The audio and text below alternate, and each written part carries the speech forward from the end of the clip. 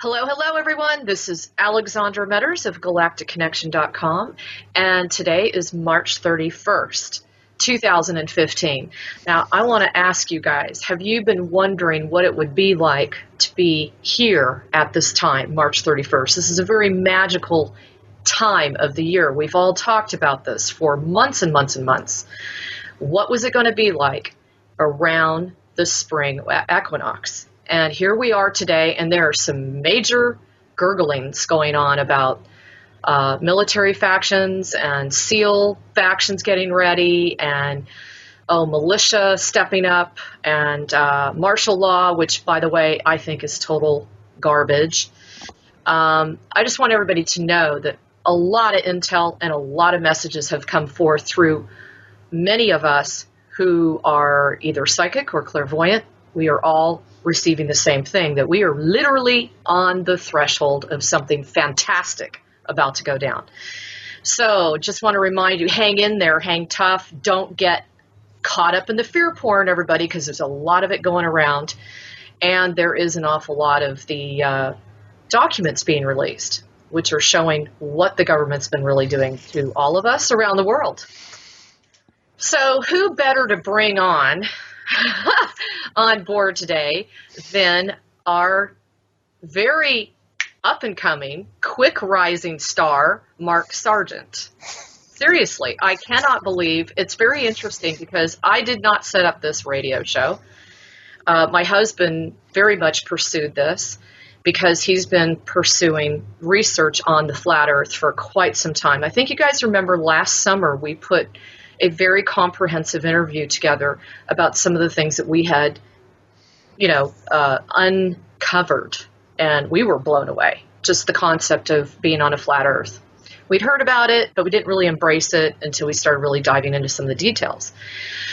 So today what I thought I'd do is kind of turn it around. It's funny because last week's interview, the gentleman that I interviewed, Sheldon Neidel, doesn't really believe in the flat Earth, and so we've got all kinds of different opinions and viewpoints here today. But Mark has some very interesting, pretty convincing arguments, if you want to call it that. And if for those of you who are not following him, he's just kind of came out on the internet with a flare. He is from Whidbey Island, Washington. That sounds pretty. It is pretty. I bet. He was born in Seattle, grew up in South Whidbey Island, and founded the Brimstone Fireworks Company. And I just cracked up. It was shut down by the ATF in his junior year. Oh. Yep. Yeah. If you're not getting in trouble, in college, you're not trying, in my opinion. I just cracked up. He spent 3 years as a sous chef at a Greek restaurant and won the first computer pinball award tournament in 1994. He was hired by a PC game publisher in Boulder, Colorado, which I think is now where you are. I'm here. Same entire year, and played computer games for a living. Oh, gee, that's tough. It's a rough life. 1997. He's stayed in the Boulder technology sector ever since. And he's never been married, never had kids, which actually there's a lot of us around, by the way, that do that. And most of his extensive time is spent on trying to unravel the hidden truths of civilization and what I would say conspiracy, and the never-ending search for the meaning of itself. If I had to pick a single motto, Mark says, it would be hope for the best and prepare for the worst. A close second would be don't regret what you've done, regret what you haven't, which I totally agree with. So anyway, with that said, welcome, everybody. You are attending an interview with galacticconnection.com. Forgot to even say that.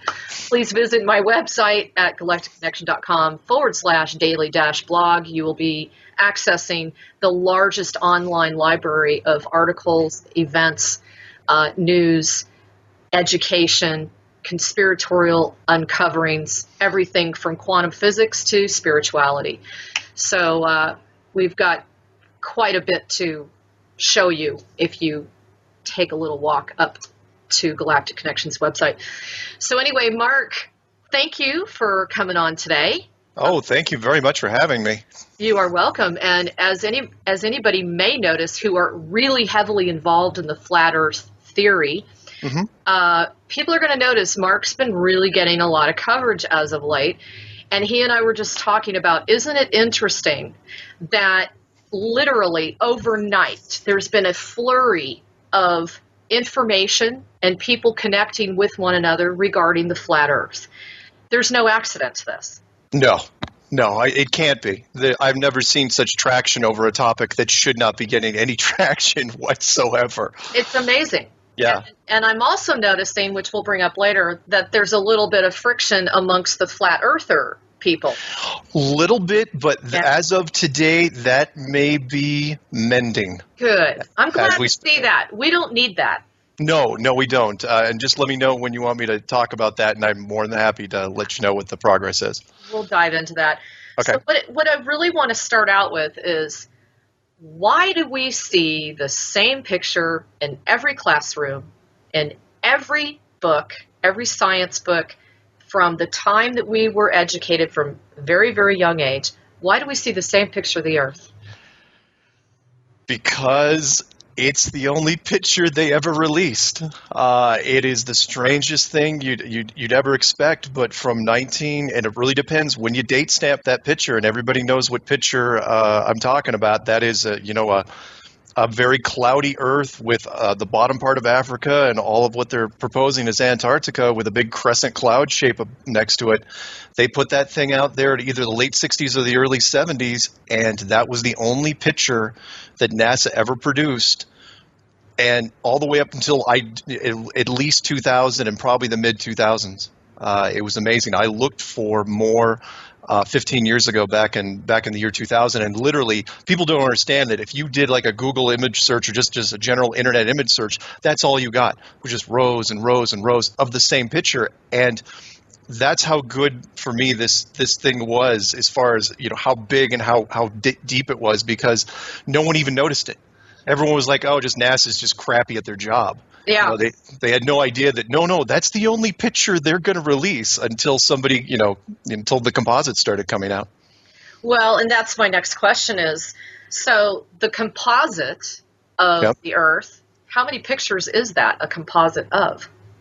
You mean how many composites are there right now? Oh, there's hundreds. And as a matter of fact, ever since Google Earth came into effect, which is just one giant 3D movable composite image, that really took over, from that point on, because people are just taking screenshots of Google Earth.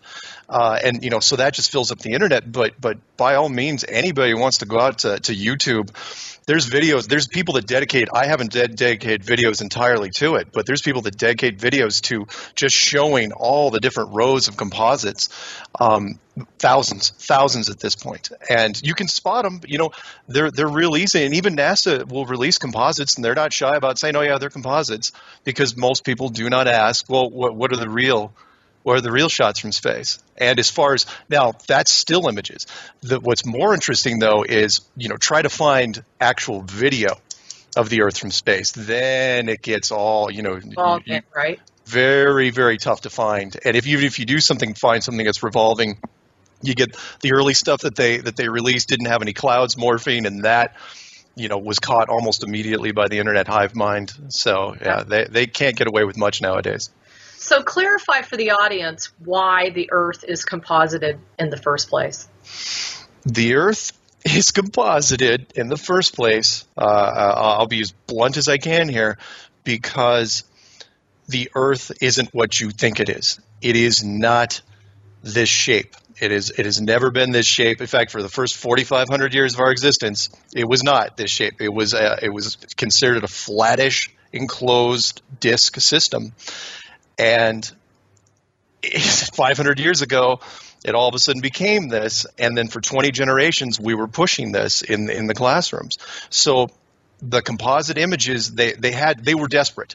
It got to a point where once the internet started going high speed, once we abandoned modems and went high speed, you had to release composite images. No different than why you had to create the space program, but you had to create the composite images because otherwise more and more people would notice, like me. If you want an image, I'll give you a quick example. The iPhone, the default that globe picture on the iPhone. Hmm. I can't remember which version it was, but that is a composite image.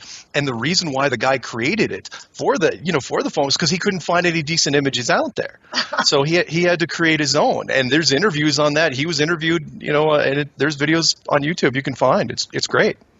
So what exactly happened 500 years ago to have changed the concept of the Earth being flat with four squared corners, Yeah, to actually being a globe? What exactly happened at that point? it changed from the proverbial four corners of the Earth model 500 years ago. Copernicus really was the one that's credited for it. And truth was, in fact, even his stuff wasn't released until after he had passed away. He had sat on it because it is a huge leap of faith. You think, people that are watching this, you think it's a leap of faith to go from this to a flat model. Imagine 500 years ago when all of history thought it was a flat model, and you had to make a leap to this by saying that, okay, if we wrap this around a ball and have it spinning at 1,000 miles an hour, and then have moving that around the sun at 60,000 miles an hour, then it's a globe. It's a massive leap of faith. It's a huge leap of faith. But it caught on, especially in the science community, and then the religious groups had to sort of bend with it because it is such a big change between a globe and a flat model that religion didn't want to, be left behind. Let's say religion was wrong. They were going, no, let's go with this. It's still in our books. Let's go with this. And so they, religion said, whatever. God created the globe, just the same as he created a flat sphere. Therefore, we'll move forward with it. And so everybody was on board. But the problem was you couldn't prove it. Yeah. There was no physical, and not like today's experiments, where it takes us, 10 or 20 years to prove something out. Yeah. No. These guys were centuries away from proving it. Balloons weren't going to be around for another 200 years. The first planes weren't going to be around for another 400 years. Rocket technology wasn't going to be around till almost 460 years later. And that's when you first got a chance to take a picture, when you could go high enough and find out what it really looked like. So the dilemma is, once you got high enough to take the picture, if it didn't look like this, and you'd already been preaching this in the schools and in universities for the last 20 generations, who are you gonna tell people? You gonna let that out of the bag? Because you're at that point. There's a big shift in, and I cover this in some of my videos, a big shift in spirituality and how mankind looks at the world and each other. And it's a big roll of the dice. And, if you know the authority and the power structure, it's like, man, we'll have to take 3 steps back before we can get this under control again. So they made the decision not to. Well, that's what I was going to ask you was, if you go back to the biblical part of things, okay? Yep. And it says, and God said, let there be light, and there was light, and God saw the light.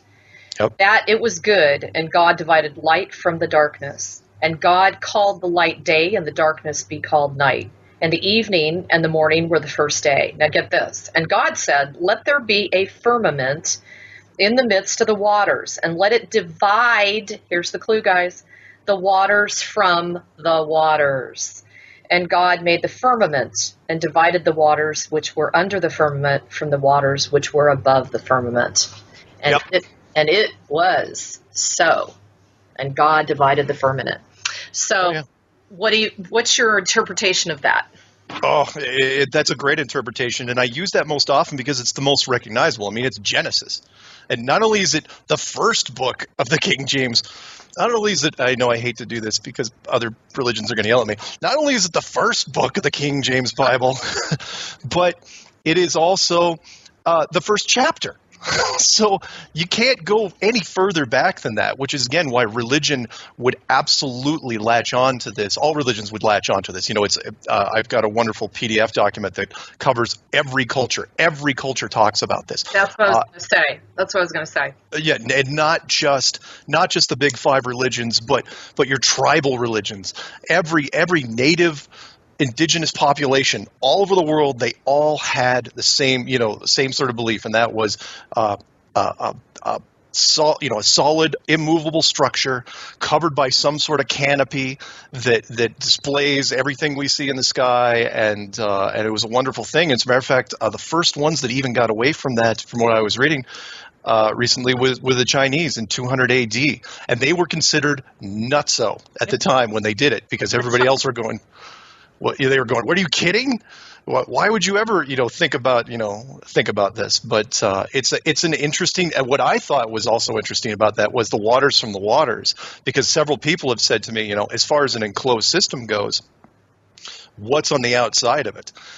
And it's like, is it possible that it literally is water on the outside? Could we actually be in an enclosed structure in an ocean somewhere? It's like, that's very possible. It's funny you say that, Mark, because through my investigations and the amount of reading that I've done in the past, the research, it really seems to me that dark matter is, and they've referred to this as kind of a black ocean.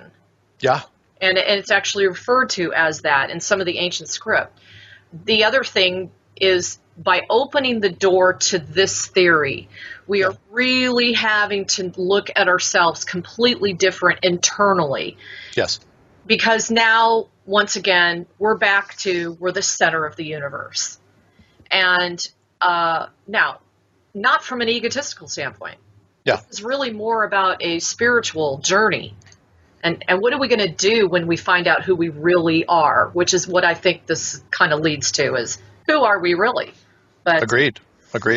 So what did you think about, it says here even that the Hebrews considered the sun and the moon to be the small bodies near to the earth, and it's clear in Joshua 10:12. Now, granted, God, everybody knows I'm not a big Bible guru or a Bible thumper of any means, but I thought it was interesting to bring the correlation back to the biblical aspects.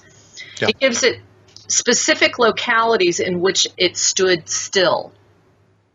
And this is in Isaiah. It says, quote, God sits throned on the vaulted roof of earth, whose inhabitants are like grasshoppers. And in the book of Job, it says, God walks to and fro on the vault of heaven.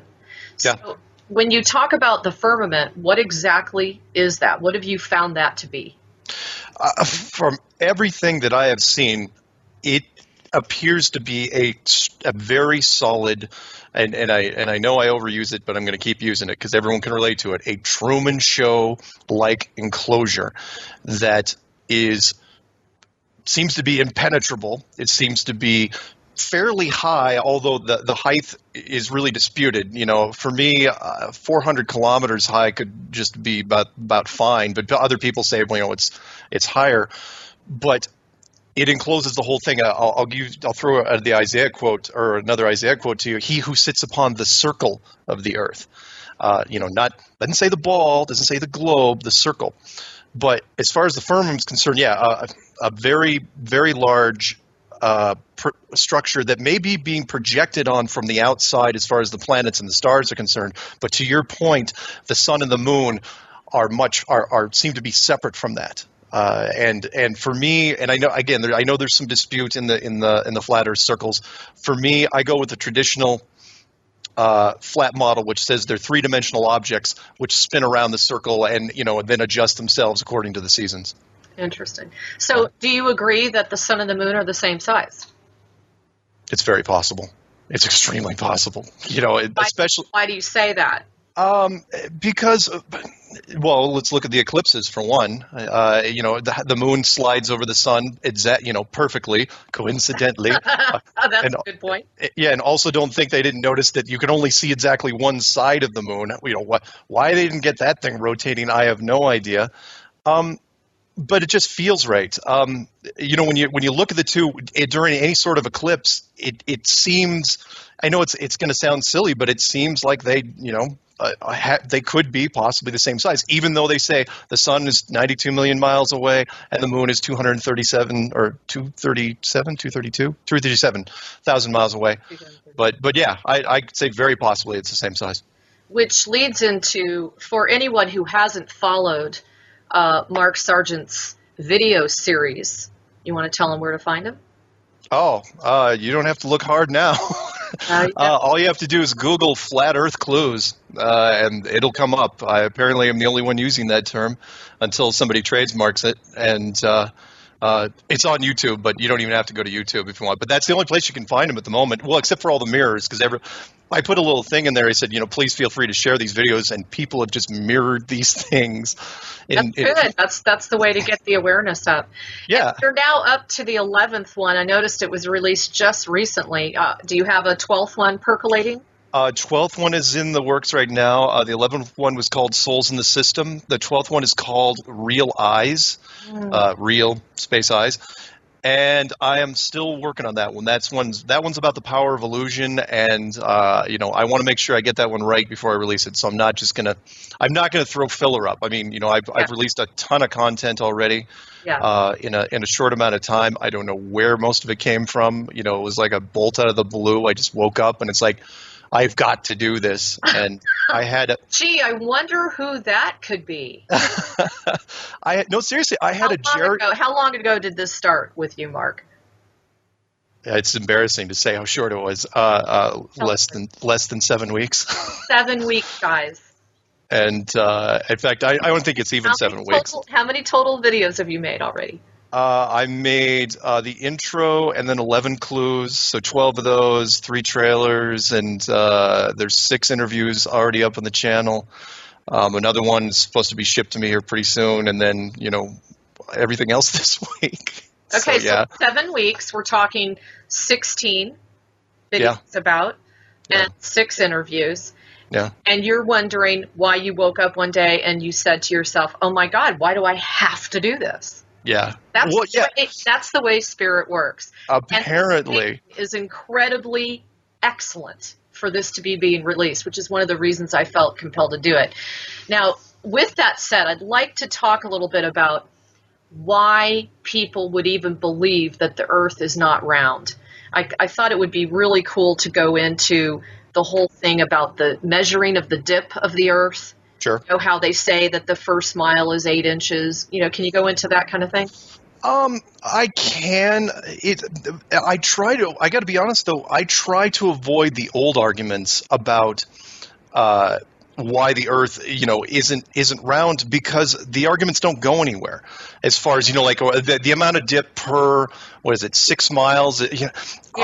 I have had so many people come back. Honestly, the consensus is almost like there is no consensus, because I know the old test, that was done years ago was like, okay, every 6 miles there should be like a 16-foot drop, right? And I have seen that test, but at the same time, other people have said it's less than that. It's like less than half of that. Other people said it's more, and the point I was getting at, and before I released these videos, I was bouncing around, certain things, and I was going, you know what, these are arguments that generally don't go anywhere.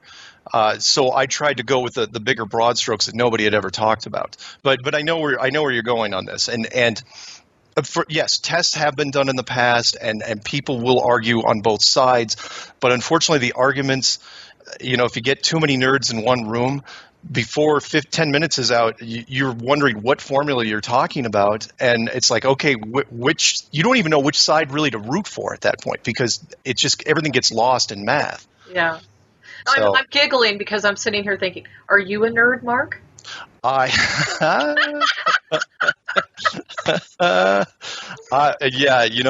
I'm looking at all the comic book art that sits around my place. I used to own a comic book shop years and years ago, and so I remember the movie Unbreakable with Samuel L. Jackson and Bruce Willis. Samuel Jackson being the comic book artist shop owner. Yeah, it still is me to a certain degree, but you don't see that behind me. So yeah, I am very much a nerd. So do you agree that the lighthouses, you can actually see a lighthouse 100 miles away? Have they proven that? Beyond a doubt? I mean, I know you can clearly see them, so they use that as one of their arguments to prove that this is truly a flat Earth. As much as I'd like to endorse them, what I try to tell people is like, look, there are a bunch of YouTube videos out. In fact, there's more coming out like every day now, which is fantastic. Amazing.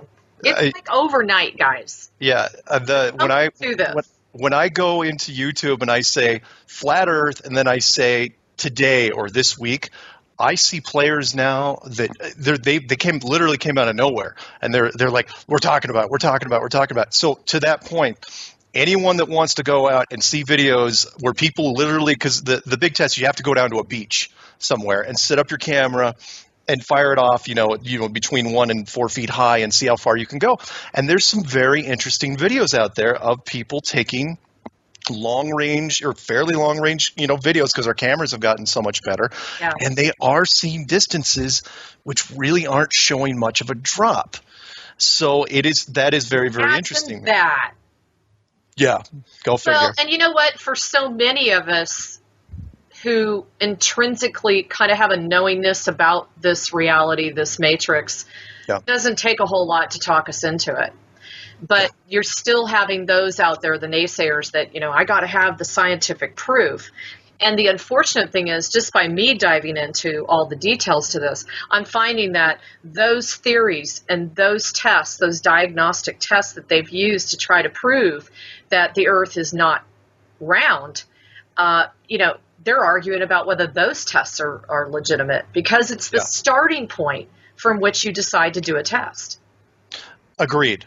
Yeah. Is there such a thing as an objective test in that? Yeah, because you're already skewing it before you even start. Absolutely. Yeah. So it's like, how do we go there? So talk about vacuum. I think that's a really good subject. Is there a vacuum? And are we gonna delve into the ether argument? Yes. After that, okay, because I am actually brushed up on that because of you. Oh, good. Believe it or not. Well, take it away. And okay, so vacuum there is an argument out there, and that is, if we are in space and space has a vacuum and vacuum is nothing, and air, we know full well that air will rush into a vacuum. Wouldn't it take a heck of a lot of gravity to keep the atmosphere that we have on the planet? Wouldn't the air, wouldn't the atmosphere just blow right off? Or wouldn't you get to that point, kind of like what they call the pop point, where you're getting, if you're, as you're leaving the atmosphere, wouldn't you get to that point between atmosphere and a vacuum, and you would pop through it? But that argument doesn't hold, for me, doesn't hold much weight either, because it's like, there's a real good point there, and that is, from a vacuum standpoint, wouldn't the vacuum, especially in a giant expanse of space, which we're supposedly in, wouldn't that pull, have a tremendous pulling force on the atmosphere that we have? And I think it's a great argument. It's an old argument, but it's a good one, in my opinion. So basically where we sit is those that believe in gravity. Yeah. And those that don't. Can you talk a little bit about that? And, what that has to do with it? Gravity, and people can look this up online. Gravity is one of the most confusing things, even in a globe. Gravity is confusing no matter where you are. It doesn't matter if it's an enclosed system or if it's in a globe system. And I know that some people say, "Oh no, gravity's easy. It's great. It's based on mass and density." However, if you look deeper into it, most scientists will say, "Yeah, gravity is one of those things we really haven't nailed down yet." So, for me, from an enclosed standpoint, gravity is easily manipulated. Let's put it that way. In an enclosed model, some people will say, on a flat model, some people will say, well, it's still based on density, and you can do it which is fine. But for me, since everything seems to be artificial, then gravity should be artificial too. And by that, I mean some sort of molecular magnetism. Yes, right now magnetism is limited to metals and electricity, and it seems very, very limited. But what if it wasn't? What if you could magnetize things on a molecular level? Couldn't you simulate something like, I don't know, gravity? Be pretty easy to do once you got that point. And people say, no, that's impossible. It's like, really? Heavier than air flight was impossible. And if somebody built a structure this big, do you really think that anything is out of bounds for this group? I highly doubt it. I thought Dubé had a really interesting statement when he said, if there really was such a thing as gravity, then and we're spinning at the rate that they're claiming that we're spinning, Yeah. that we would literally need like those big moon boots, to make sure that we're locked down. Yeah. If we're spinning and everything else is spinning, how do we stay on? He says, the gravity is just such the classic, easy way of explaining this whole thing away. Yeah. So and Eric Dubé and I have we agree on a lot of points. And I just found out recently that he and I may not be as far off as we had thought. There was, yes, some absolute. Can I address that? Sure, go for it. It needs to be. For those of you that have been following the flat Earth circles, there has been a little bit of friction between Eric and I because we disagree on what I consider to be some fairly minor points. However, look, from my point of view, we're all on the same team. We're still anti-globe, and I have nothing bad to say about the man at all. Never have, never will. I followed some of his videos before I got into this, and when you search Flat Earth, his videos will come up first. At least today they are. And, he's got a lot of good stuff out there. So, yeah, listen to him. I know that he'll say, or, I don't know if he's done it on video where he said, oh, Mark, he's an imposter, he's horrible. But, he and I are actually where I think for the most part, we're in the same camp. But he has an excellent point about gravity. And he's also right about the moon boot argument. For me, it's also that simple argument that people can get their head around, and that is, look, like a merry-go-round, this thing's spinning at 1,000 miles an hour at the equator, but if you're standing on the North Pole in a globe, you're spinning at 0 miles an hour. So there's no pull at all. So if you put a 100-pound weight on the North Pole and then took it down to the equator, yeah, it may not weigh 10 pounds less, but it's going to weigh a little bit less because centrifugal force is going to try to pull that thing off. And people will say, well, no, it's not. No, it's going to be measurable. Don't tell me it's not going to be measurable. We've got devices now that can measure anything. So, it's absolutely something that should be discussed. Well, even Steve wanted me to put this out there. It says if you suck all the air out of a vacuum jar, and you put sand in it, it would drop to the bottom of the jar. And it says, tell us, would we just float out into space? You don't float when you're in a vacuum. I don't know if I have an opinion on that because I don't know if I can get my head around it yet. So is he talking about if we knocked all the atmosphere off Earth? That's the argument. Would we go cascading off into space? Depends if you're talking about air pressure. Is the linchpin that's holding us down at that point? Well, who knows? Yeah, who knows? How do we know any of this? Because they have so much technology that we aren't even aware of. Plus, we live in an artificial intelligent matrix. So God only knows, even everything we see, we don't really know that that's either real or an illusion.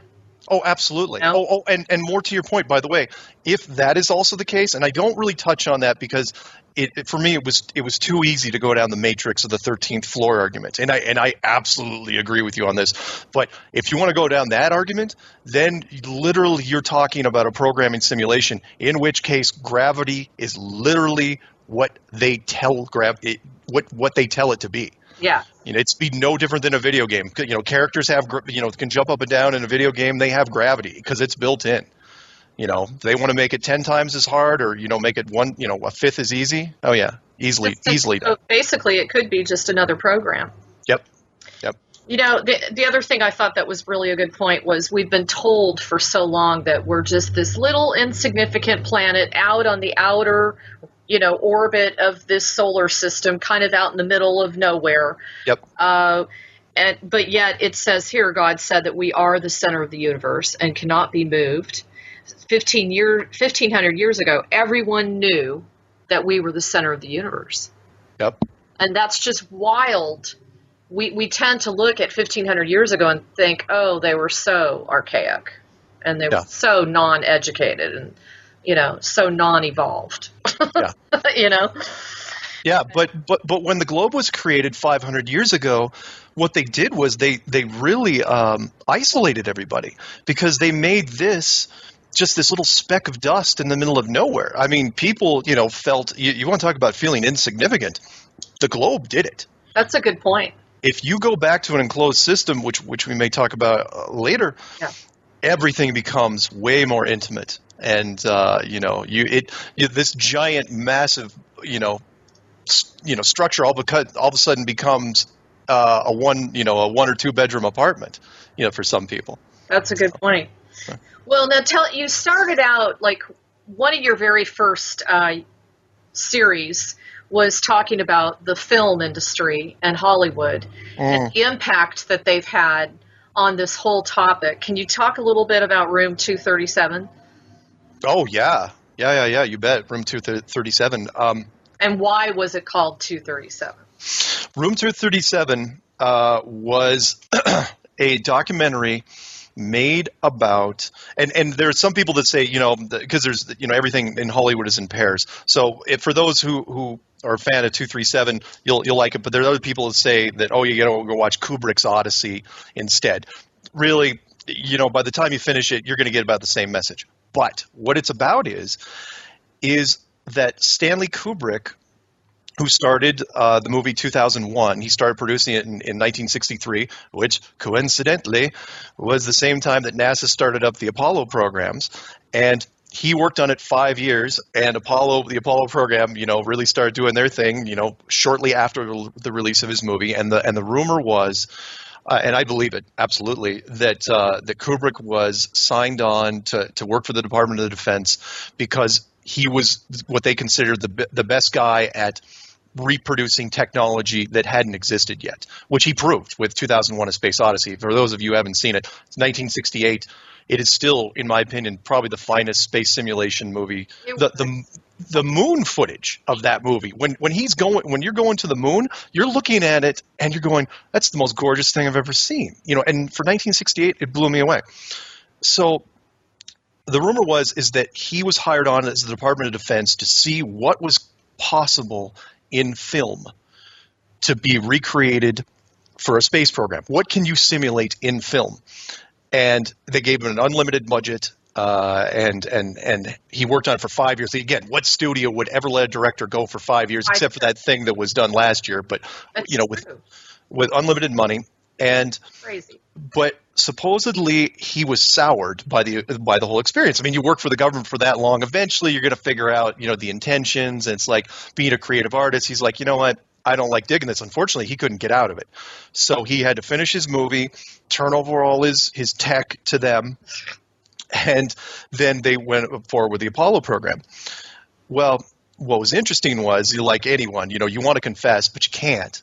You can't, you can't tell anybody. So what he did was, and again, you have to watch it to be sure, but in 1980, he built his confession into code, and he set it into the movie The Shining with Jack Nicholson in 1980. And it was, again, everybody missed it. It was one of those things, he was brilliant enough that he knew that eventually, and I think he died in 1999.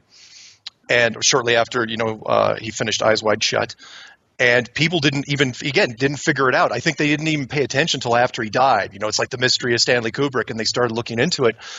And in that movie, there's this wonderful scene, and it's got the main documentary is called Room 237, because 237 is 237,000 miles from the Earth to the moon.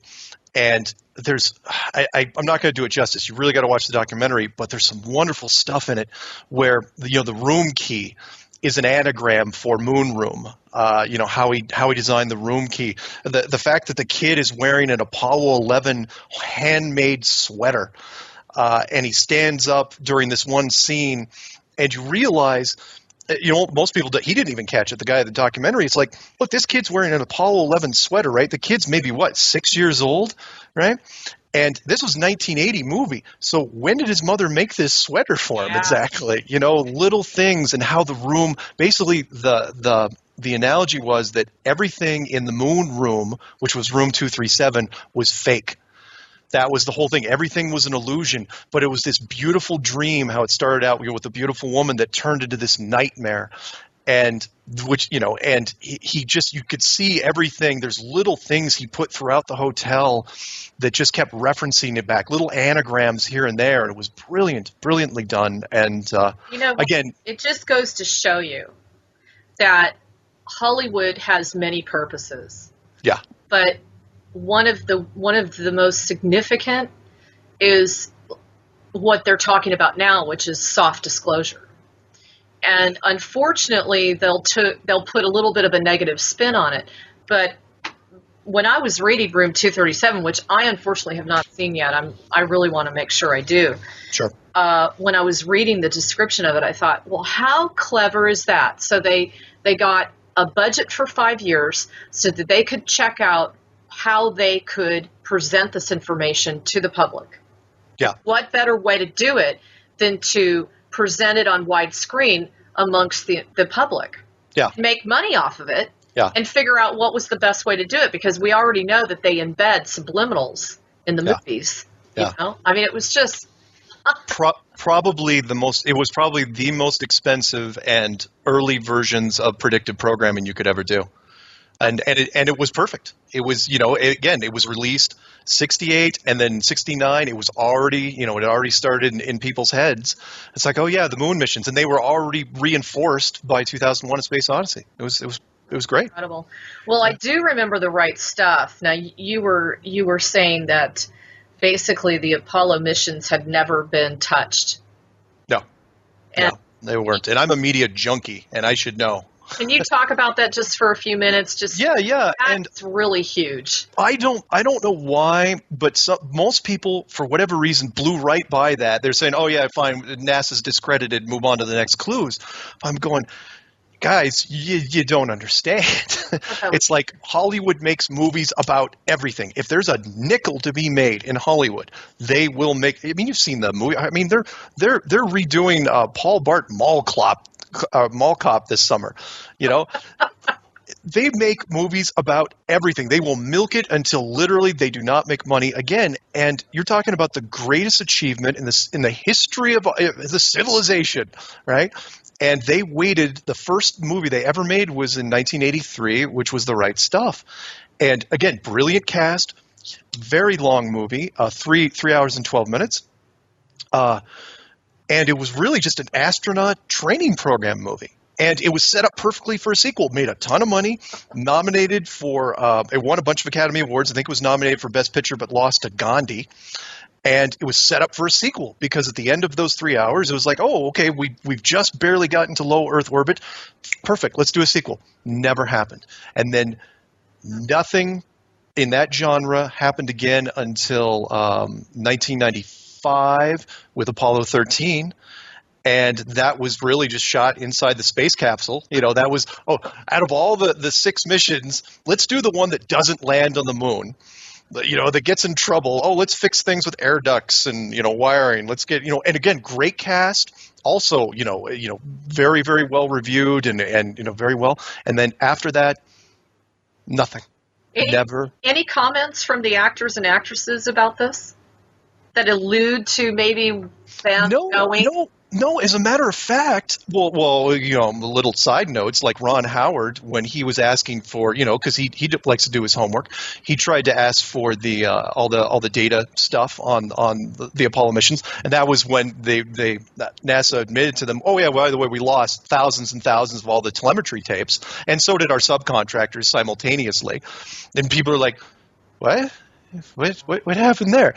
But so Ron went and finished the movie anyway. But Tom Hanks was a big supporter of the moon missions, so he went and did his own little pay channel, and I can't remember which network it was. A little mini series called "From the Earth to the Moon." Yeah, and and again, he was, and I mentioned it because I had to mention it. But literally, the reason why I mentioned it was, if it wasn't for him, it wouldn't have gotten made, and that was the last production of any kind. Forget about Hollywood movies. There was no movies. There was no media on the subject made, and it's 2015 now, and nobody's touching it. And the reason why they're not touching it is because it hits too close to home, and you can't let that movie get made. You can't. It blurs the lines too much because if a Hollywood movie makes Hollywood studio makes a movie and they call it the Moon Missions, right? And they, big cast and all this. By the time they're done with that production, and you compare it side by side, because that's what the internet would do now. If you compare it side by side with the actual production, people get this weird, creepy feeling as they're watching it, going, "Well, wait a minute." And the same thing with everyone that produced it, because Hollywood has those big production teams, and as they be making it, the production teams get this funny feeling, and they just didn't want to risk it, which is why I mentioned Capricorn 1. That movie could not be made today.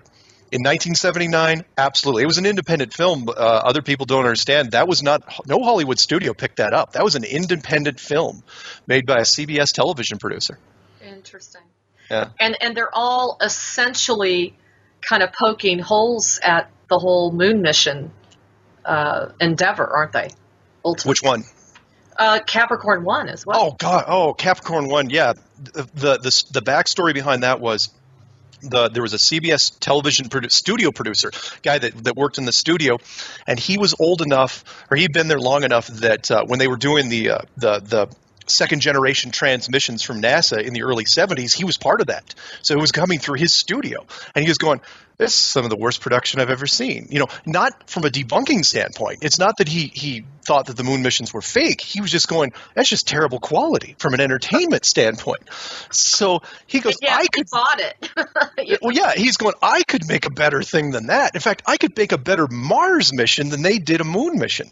And he did. And when you watch Capricorn 1, there's some, especially now, if you're a conspiracy person, if you haven't watched Capricorn 1 yet, it gives you weird goosebumps because... I'm looking forward to it. I haven't seen either one of these. You have not watched Capricorn 1 ever? I have. Oh. I haven't. Oh, you'll love it. And I won't ruin it for you because there's a plot twist and you'll dig it. I will. I'm looking forward to it. Well, now let's go back in time a little bit. I noticed that you received a little heat from Eric on this one, and that was the fact that you were bringing up Admiral Byrd. Yes. And you kind of started the whole scenario off with he being the Indiana Jones on steroids. Yeah. And truly he was. Just for everybody to know, I mean, he not only had a Medal of Honor, a silver life-saving medal, a Navy Distinguished Service Medal, a Distinguished Flying Cross, and a Navy Cross. Oh, yeah. Wow. Well, the man could snap a Christmas tree with the amount of stuff that was on his chest. Absolutely. That blew my mind. And the thing that now, of course, many of us question all the history that we read today because it's all manipulated.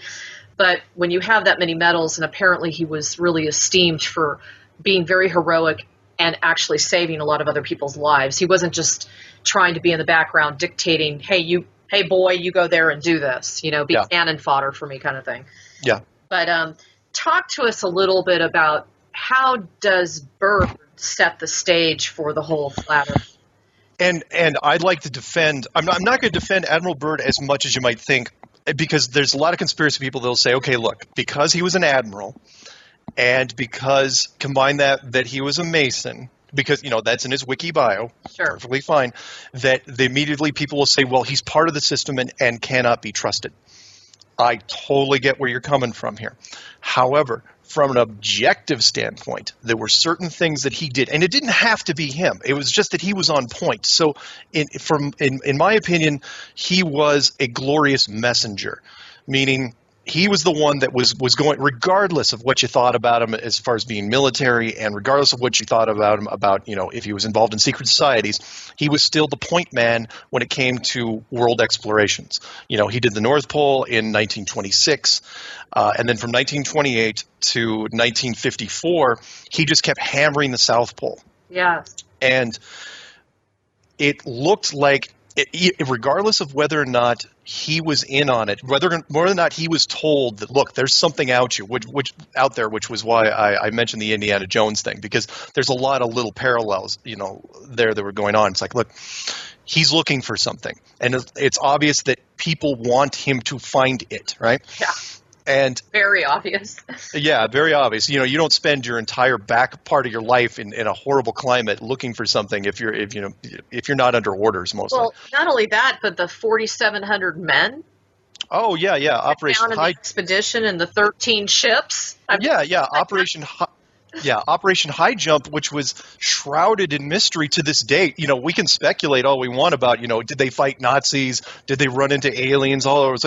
It's like you're never going to find that out. No one's going to find that out for sure. But whatever it was, for me, they took care of it. So, because that was in 1946. Right. And it seemed to be just, it's like it was a hurdle on the road, absolutely. But by 1954, he became a messenger for what appeared to be the new gold rush, which was he came back to the States. Interesting. He was in between missions.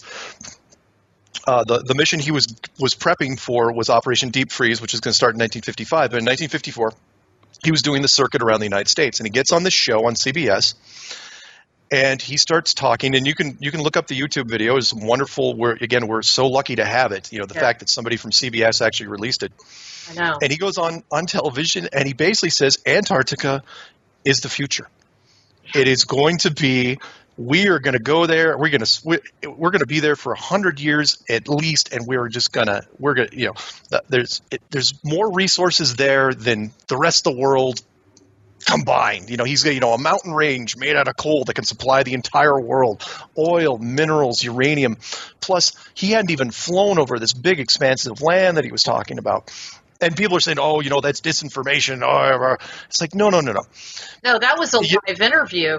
That was a live. Well, it wasn't even just a live interview. It was like, look, if you're into disinformation, the last thing you're going to do is tell the corporations that you're going to be rich. Yeah. All right? You're going to make up a different cover story. If you don't want people to go down there, you're going to say, "Oh, there's nothing there. It's just storage," or there's some toxic thing, or the ground's too salty, or we found nothing resource-wise. You are not going to come back to the States and say everybody is going to make money. And he basically alluded that. The other thing, did you notice this? That's on that Longines. Is that how you? The Longines chronoscope. Yeah. Chronoscope. That was interesting. Horrible name. Terrible name. Yeah. But if you notice that interview, look it up, folks. There's one statement he makes, and he's rattling off all the types of resources that are down there, and he says uranium, and then he backtracks, kind of. Yeah. Yeah, because he didn't. He kind of let the cat out of the bag. He was like going, yeah, it's like, maybe we shouldn't. He actually said that too. He's going, yeah, I don't want to talk, because he said we really don't want to fight. I don't want to start a fight down there when it comes to uranium, because let's face it, at that point, the Soviet Union would have been, wait a minute, uranium, and then they would have been on it as well. And so, yeah, but again, I think it was also, ETs. Yes. Yeah. I mean, that's what came to me anyway. Sure. But so it got super strange after that, because after he did the interview, he heads back down there and he does Operation Deep Freeze. And then in my mind, that's when the world changed, because that started a chain of events that to this day still just boggles me, because they were so big. But the Admiral Byrd part of it was that they, even though he talked about all this money that was going to be had down there by everybody, and remember, it wasn't just the United States that was down there. Russia was rebuilding for World War II, Great Britain, Argentina, New Zealand, Australia, everybody was down there. Yeah. And all of a sudden, everybody stopped doing everything. Reaching home.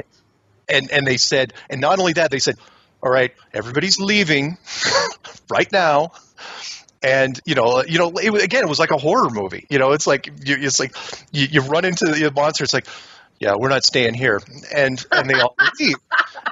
And then they put a treaty in place in 1959 that said, and people can look it up. It's still in effect to this day. In fact, it's covered by a secondary treaty, which is environmental, that says no corporation can go down there and do anything, ever.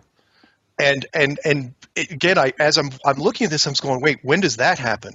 Because every story you ever read, I mean, you can read it daily in the newspapers, about what corporation is trying to do what with the influence that they have. A corporation, especially the petroleum industry, has unlimited lobbying power, unlimited, and they are not even allowed to petition going down there. They can't even talk about it. See, when you see something that drastic occur, almost like a light switch, I can pretty much guarantee that it was extraterrestrials.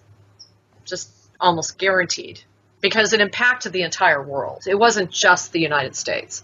No, yeah. The Antarctica Treaty, right? And there's 150 different countries, or how many? Well, currently, when it was signed in 1959, it was only the first 10 or 12, depending on which part you read. Right. But as every country that became a tradable economic power came on the scene in the world, they were told to sign it. It was like, oh, by the way, you're a relevant country now. Yeah, sign this treaty.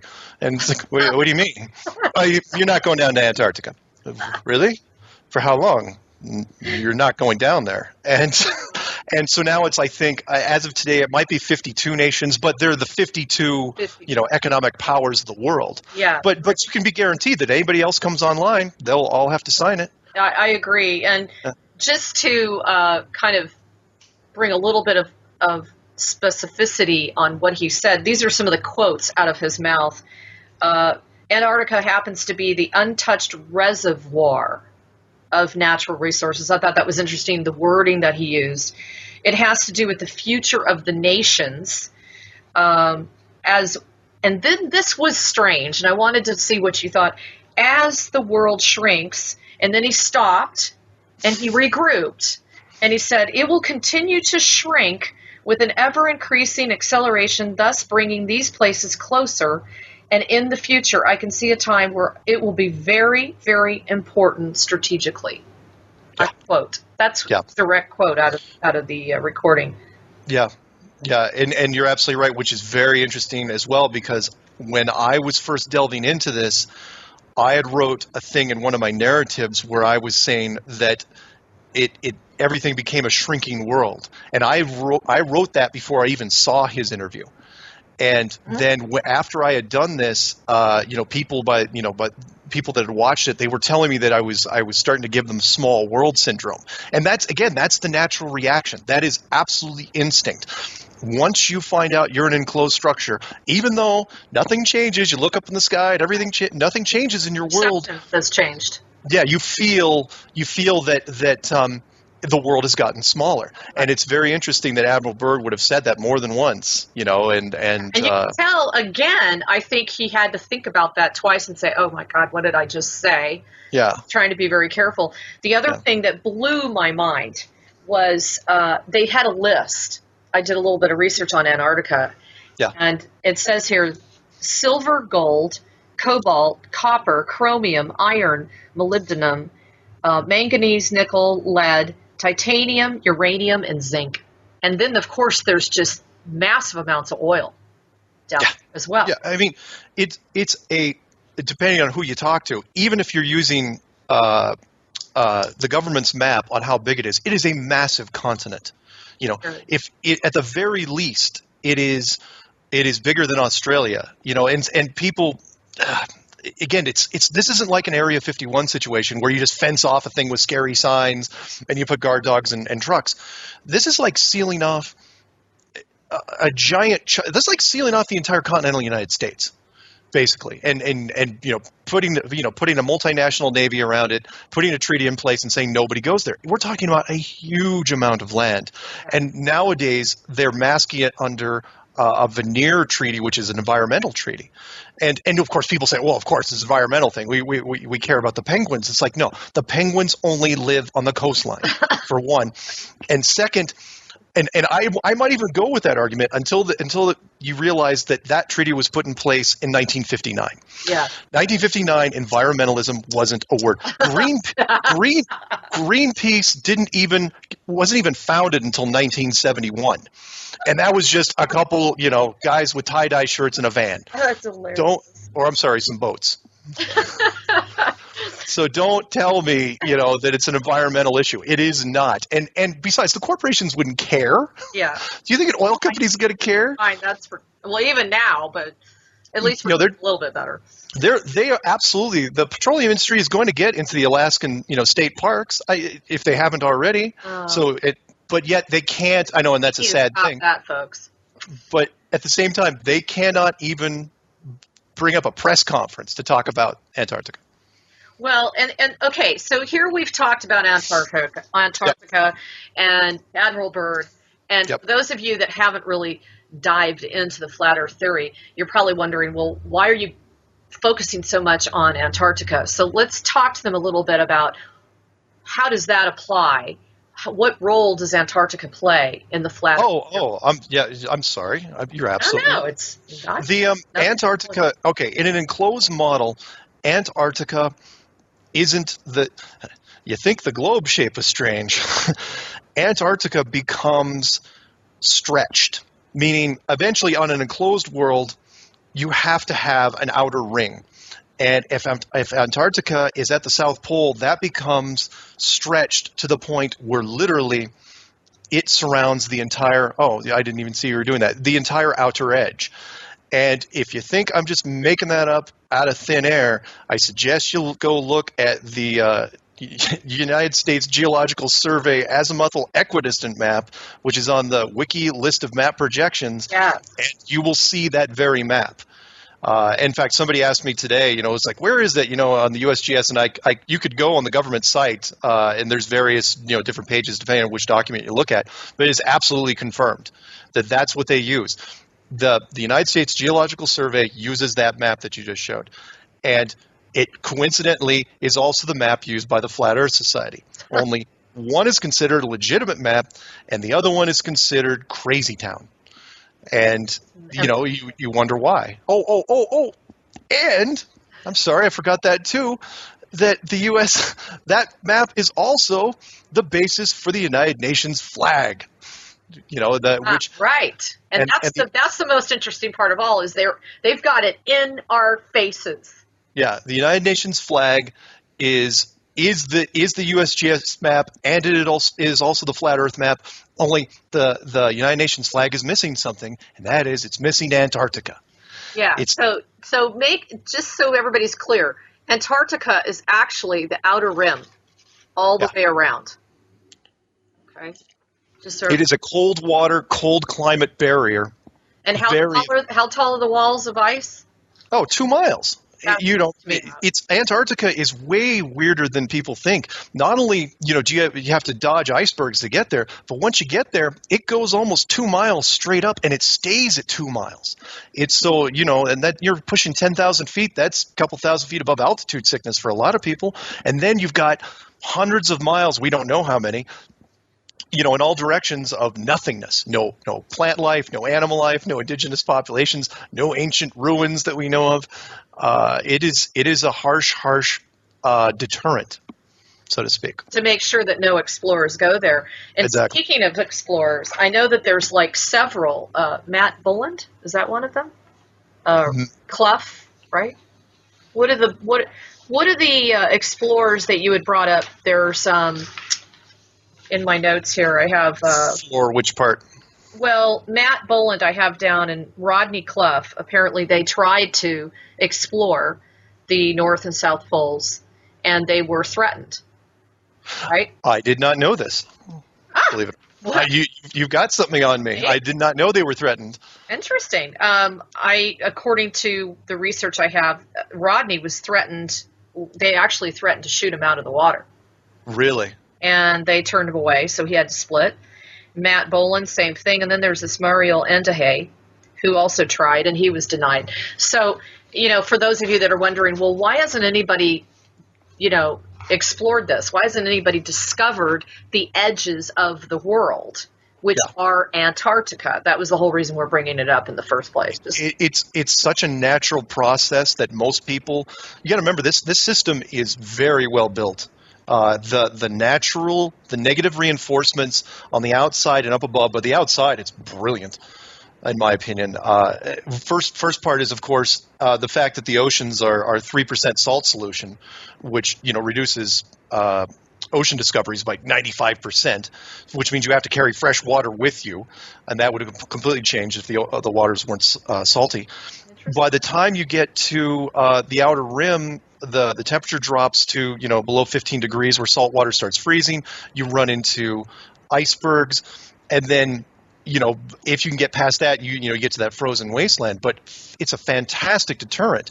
Now, let's say you want to do that today, right? It's like, oh, cold weather, that doesn't bother us at all. No, there is a multinational Navy out there that is going to watch everything you do.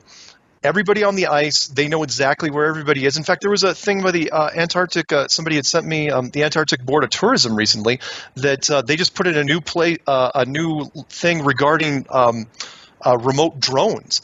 They won't even let you, because a lot of people are asking. It's like, oh, can I bring my own little drone to fly around? And they said, nope, you don't want to do that. And they cover their bases extremely well.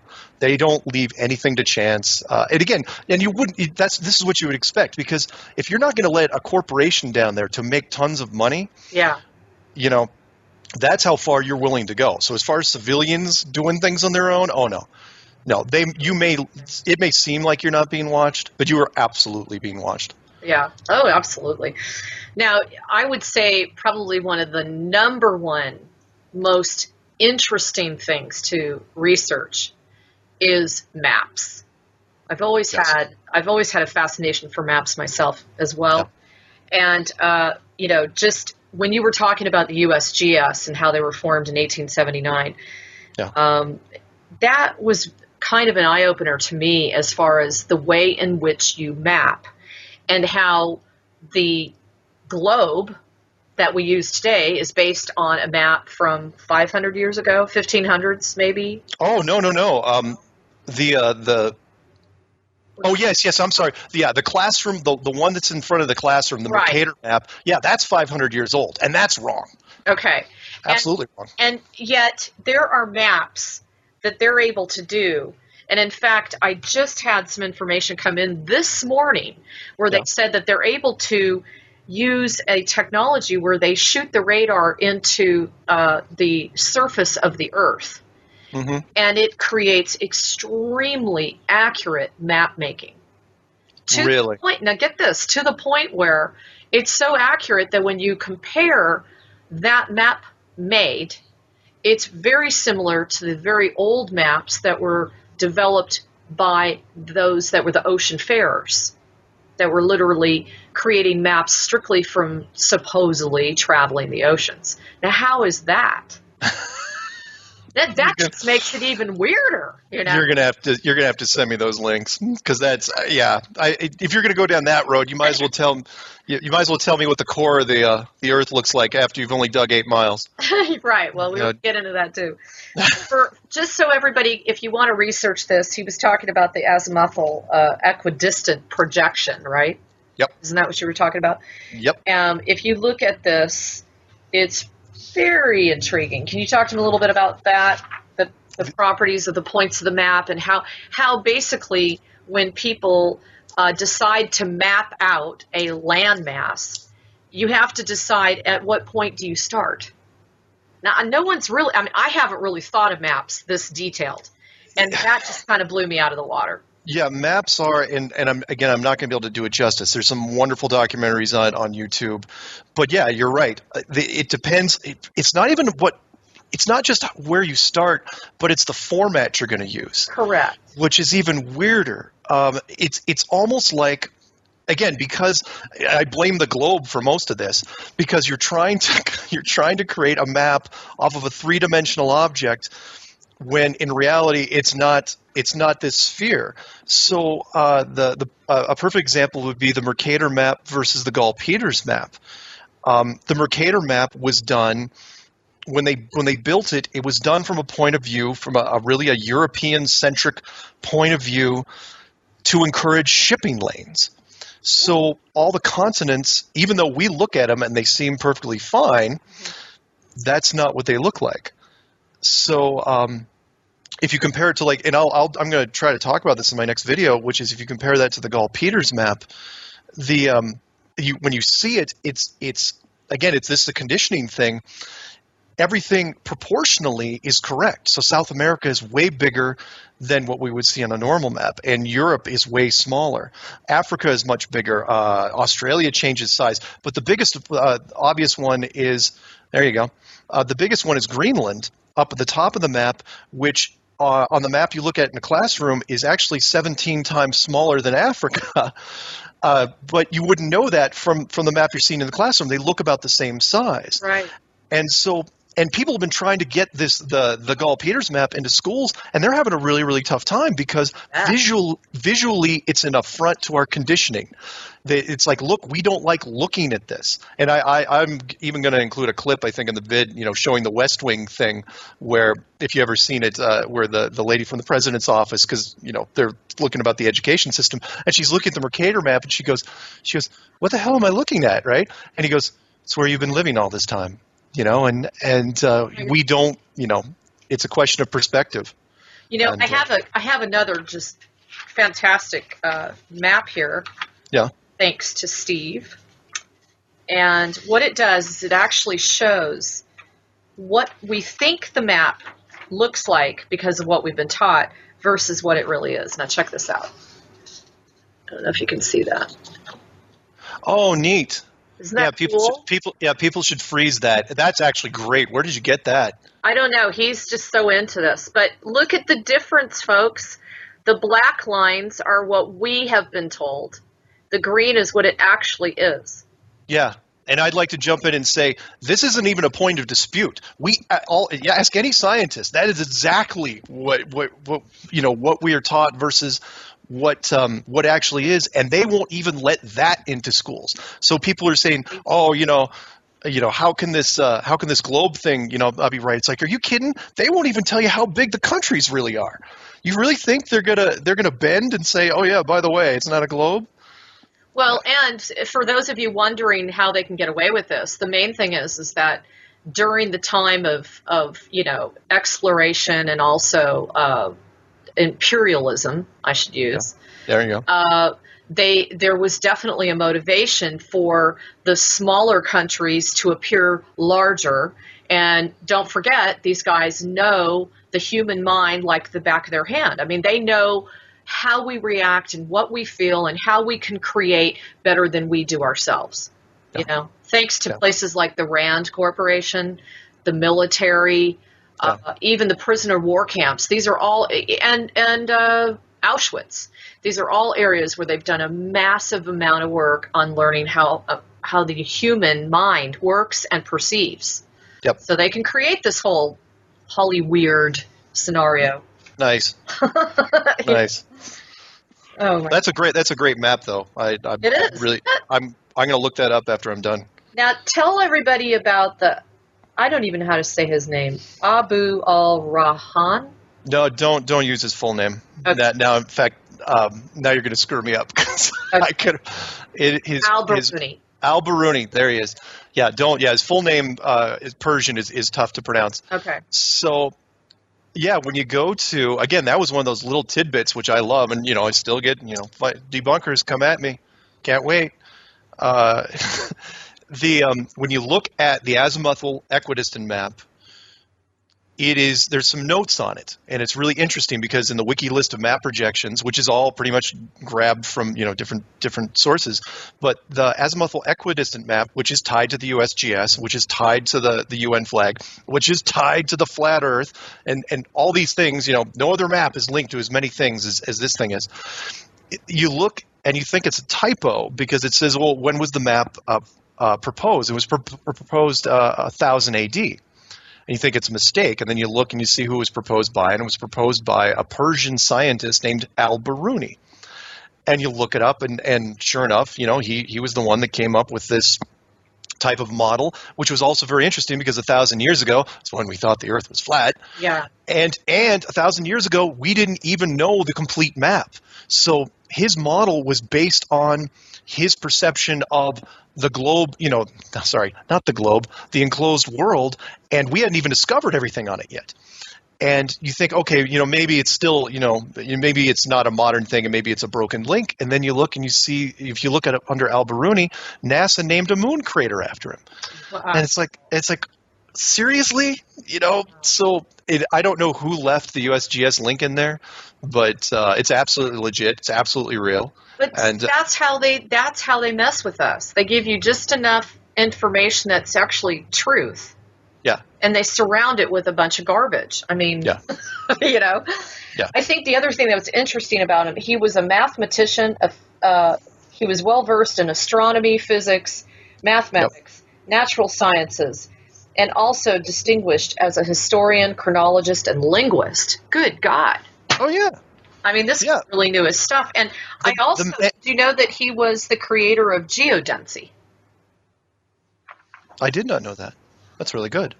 Hey, isn't this cool that I'm actually teaching? No, seriously. That's how it works. No, you got some good stuff. I like your stuff. It says here, creator of geodesy, which is also known as geodetics, a branch of applied mathematics and earth scientists where the scientific discipline deals with the measurement and the representation of the Earth, including its gravitational field in a three-dimensional time-varying space. He studied the geodynamical phenomena such as crustal motion, I thought that was it, tides, polar motions, and designed global and national control networks using space and terrestrial techniques while relying on diatoms and coordinate systems. Whoa. Wow. This guy was super smart. Yeah. I mean, extremely ahead of his time. So obviously they definitely had his number. Yeah. Yeah, and again, they're using his map. He basically described the entire enclosed system 1,000 years ago, and they're still using it to this day. And I several people have mentioned to me, it's like, look, it's in your face on top of it. It's totally in your face. Yeah. So why do you think everything really started getting some momentum with the Flat Earth Society again around 1945? What do you think was like the kicker for that? Tough to say. I mean, it could have been just dissemination from other places because, like the UN flag, for example, which someone had pointed out to me, which the final version of the UN flag, I think, was in 1946, happened to be the same year that Operation High Jump happened. So for me, I think the Flat Earth Society at that point was starting to there was some bleed from the secret societies because, not everything, you can keep a secret pretty much, but there's other things that'll go other places. I have no doubt that before that, there were a whole bunch of secret societies that knew that the Alberuni map was true, and they probably had more detailed maps of their own that showed the edge. Yeah. On top of it, but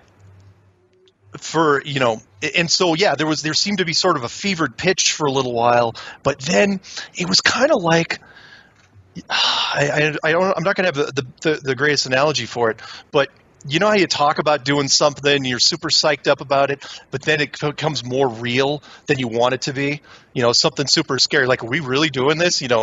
That's what I think happened there. And that is, the powers that be, the authority, they knew what it was like, but they didn't know it for sure, right? Yeah. It's still like, it was this myth, it was this legend. So when Operation Deep Freeze, and so I think they even jumped the gun. They were like, oh yeah, let's do the UN flag in 1946. We're gonna get way ahead of this. And then in 1956, when Operation Deep Freeze happens, when you see it, then it's like, oh man, this thing's actually real, and then there's this little, it's like, because at that point you have to change gears from a society standpoint, it's like, okay, what do we do? Because now we got to keep this thing under wraps. Right. And, then it gets really weird. But as far as the societies themselves, I think it was just bleed through from the other groups, Well, and the other thing is, let's just say this, there's so much more that came through in World War II because of the momentous impact that it had, not just on us, but on all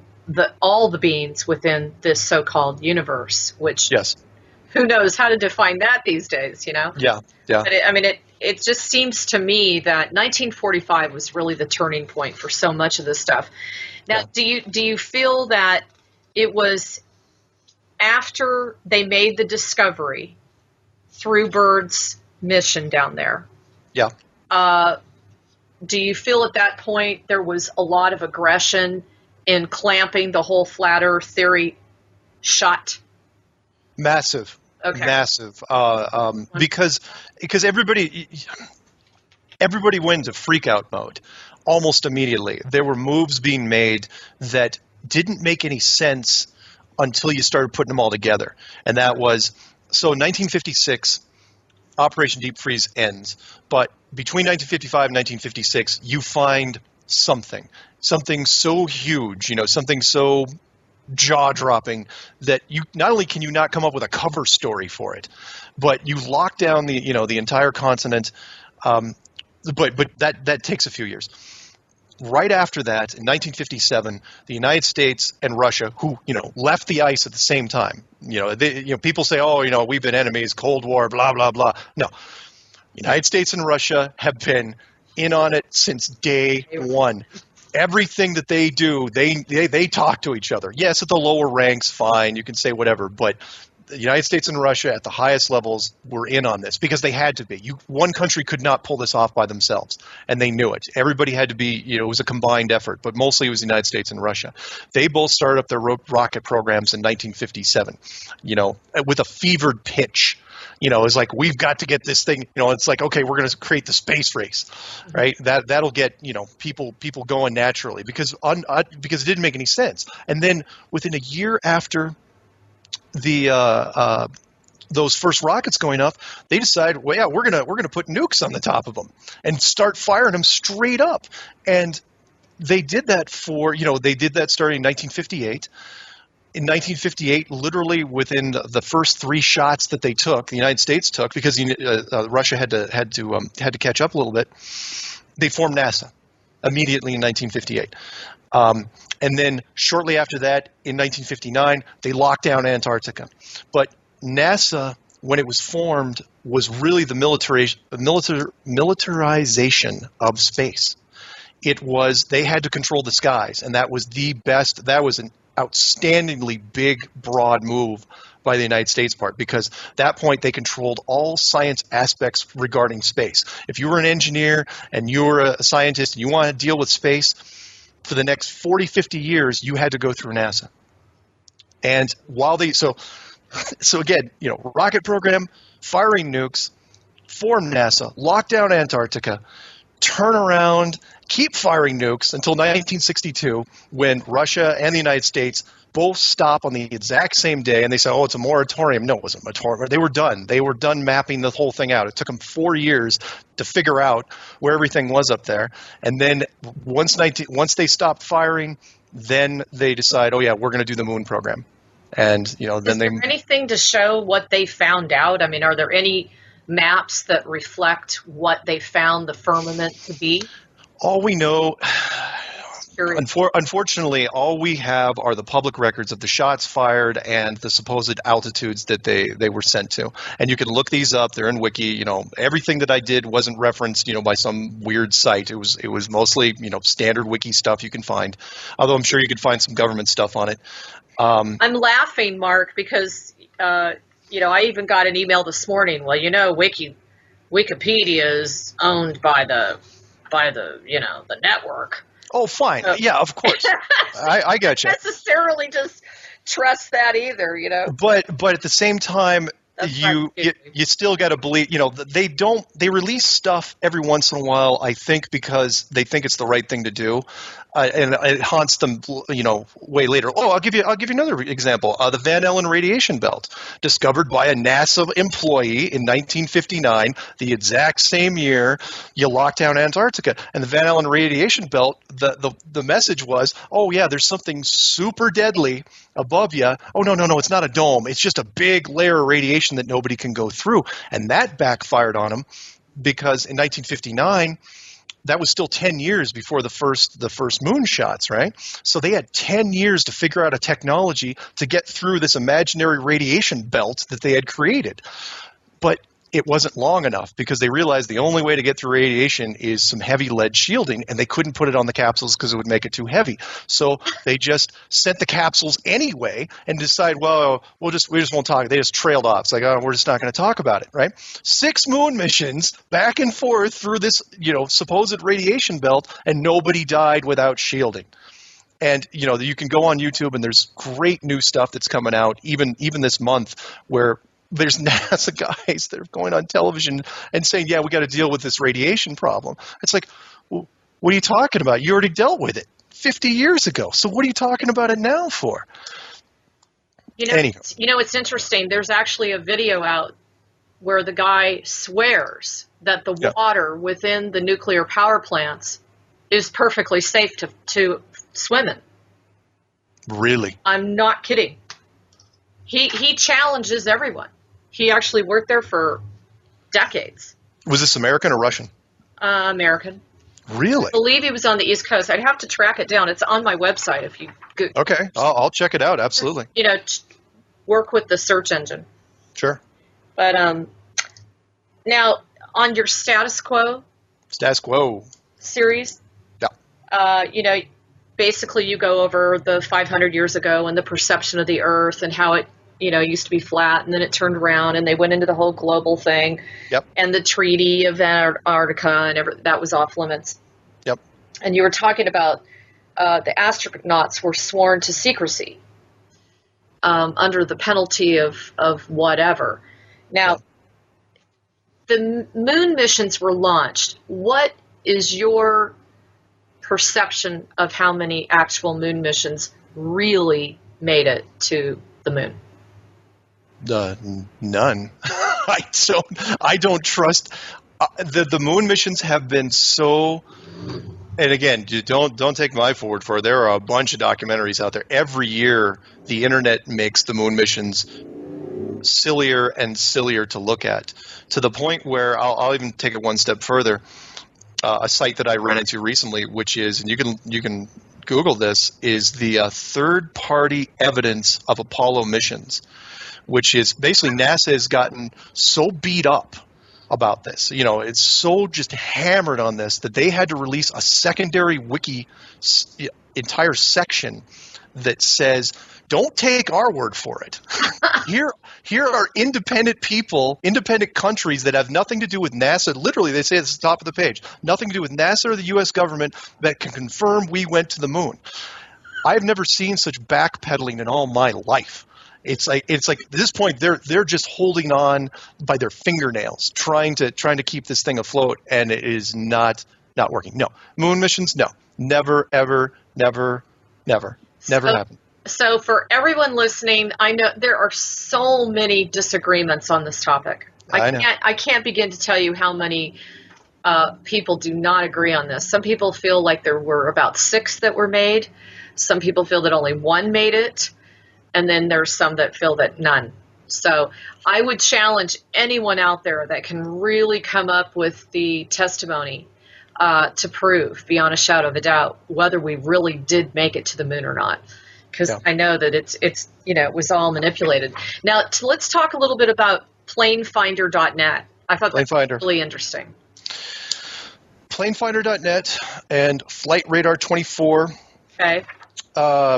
are real-time tracking systems that track planes all over the world.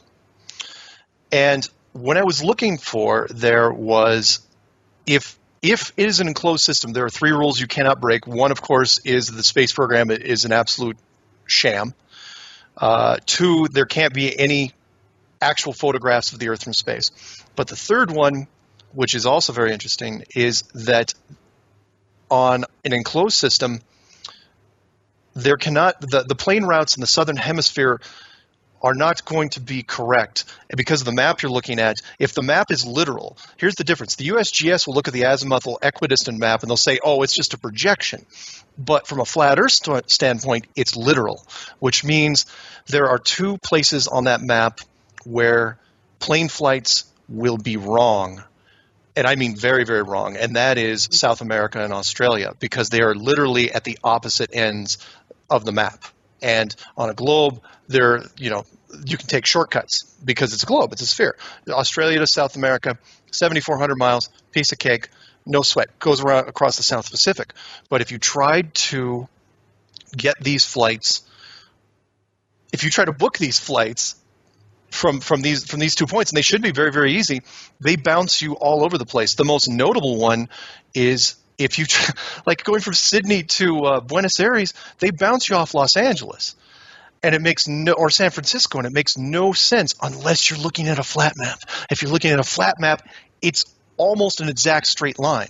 Right. And this happens all the time, or going for, they'll bounce you off Dubai, or they'll take you in weird places. In fact, a video came out just yesterday, a brand new one, where a guy it'll say like airplane routes exposed, and it's very, very good, where a guy shows little hidden refueling points where planes look like they're going nonstop, but they actually go off and they refuel real quick, and then they come down, and there's lots of little posts. Social media is screwing this all up for these guys, because people will say, oh, hey, I didn't expect this stop in this city. We stopped at blah, blah, blah. And you only have to see so many of those. And on top of that, so people were bugging me, and they were saying, oh, yeah, there's nonstops. Again, people's logic drives me nuts, because it's like, you don't understand that 95% of the flights in the Southern Hemisphere are connections, which shouldn't happen anyway. This is 2015. You can get nonstops anywhere. Ask the Northern Hemisphere. But when you watch these flights, or any flights in the Southern Hemisphere, anything below the equator, if you look on planefinder.net, those flights will disappear. And I have to tell you, Mark, this happened to me. I just came back from South Africa last year, and I was looking for the most direct flight from LAX to South Africa. Yeah. And I couldn't, they took you to Boston, they took you to New York City, and then they took you to Heathrow. Okay, that was kind of your choices. Well, then I started looking, maybe I should take a flight to South America, because it was like right across the ocean from Africa. Sure. Well, it was about $1,000 to $1,500 more, even though it was less mileage. And I thought, okay, well, they probably use the excuse it's not as common of a route, right? Yeah. Well, then I thought, okay, well, let me see what else I can do, going from there to Heathrow. Well, they wanted to take me over to Dubai, which is way over here compared to where I wanted to go here. I was like, what is that about? Yeah, Dubai seems to be a common thread. Yeah. And I went into the same thing, so I had to bring that up. And I'd like to also add that this problem is software, and it eventually will be fixed, which is why I mentioned it at the end of the video. People are saying, "Oh, you should have told them," because it's like, look, you have to get it out there, because eventually they're going to plug this hole sooner or later, because the GPS system is not a public system. It is a Department of Defense, United States military system. Glad you brought that up. As this gets enough attention, they are going to figure out a way to plug this hole. Yeah. I'm still leaving the videos up, though, as a record. So for all of you listening, if you really want to dive into this, now's the time to do it. If we can find any holes in the you list like 5 or 6 different companies that provide the logging of the planes. Oh, yeah. And he says it's kind of like watching, paint dry. But actually, it's not as bad as you might think, because the planes disappear before you get bored. Watching boats, that's like watching paint dry. I just think that's such a trip. Now, talk a little bit about the ceiling of the dome. Okay. Everything that I've seen, people have asked me, it's like, oh, how high is it, and what is it made of? The ceiling of the dome, the best I can tell is, if it goes up higher than 400 kilometers, yeah, sure, maybe. But it seems to be, again, projected on from the outside. It prohibits space travel pretty much entirely. Yeah, planes can fly up, because planes cap out at 10 miles. Spy planes cap out at, well, depending on who you talk to, because we're not even supposed to spy planes don't even exist right now, but they do. Oh, yeah, right. At maybe like 20 miles. It really depends, but it's for me, it's not the snow globe thing where you've got, where it's super, super high arced, and you wouldn't need that for something like this. It'd actually be a relatively low arc by, from an efficiency standpoint. And from best I can tell, impenetrable. Or if there is an opening, it's guarded. And so people are thinking it's 10 miles? No. That's just miles. Commercial. Well, some people will say that. Again, that is in dispute. But it's like, look, you're not going to make, if you're building something like this from a creator standpoint, you're not going to interfere with, make it too low. Yeah, because again, commercial airliners can get up to 10 miles. Yeah. And spy planes, if we're talking, the Aurora project nowadays, That one, should be able to get up around 20 miles or so, but I don't trust anything that's on a rocket as far as getting up there. But I have no doubt that the government knows how full well how high it is. Now speaking of the rockets, there is footage up there about one rocket and missile after another going up and exploding. Yeah, and that started back years ago during the high altitude nuke tests. In fact, one test, which I love the name that they chose, was Operation Fishbowl. And it's like, why would you name? Interesting. Yeah, that was a package of tests that they did. It's like, really? So like the first one was called Hardtack, and then the next one, the Americans, and because the Russians don't name it like we do. And then the next one we did was called Operation Fishbowl. It's like, why would you name it like that? Why would you? But rockets fail all the time, and to the point where it would not surprise me at all if astronauts were ever put on the top of rockets.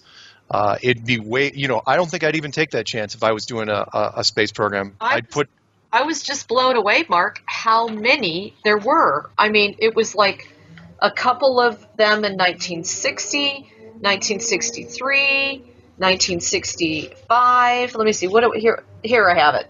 1958, 1959, 1960 twice, 1961, 1965, 1986 twice, 3 times, 1991, 96 twice, 98, 2007, and 2013. Yeah. Unbelievable. Yeah. And that's the government sector. The private sector, there's only 2 private space programs currently running right now. I think it's SpaceX and Virgin Airways. I can't remember what they call theirs, but those programs aren't going anywhere.